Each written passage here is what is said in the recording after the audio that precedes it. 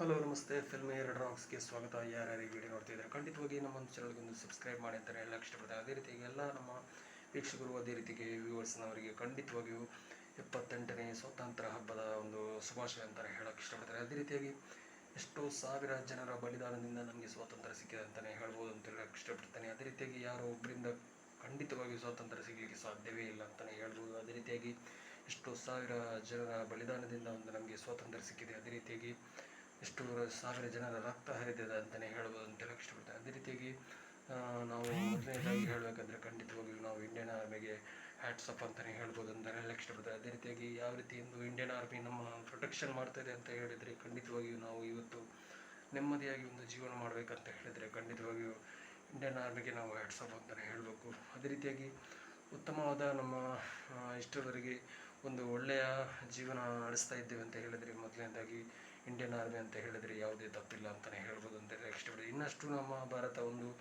ಅಭಿವೃದ್ಧಿಯ ದೇಶದತ್ತ ಕೊಂಡು ಹೋಗಲಿ ಅಂತಲೇ ಹೇಳಕ್ಕೆ ಇಷ್ಟಪಡ್ತೀನಿ.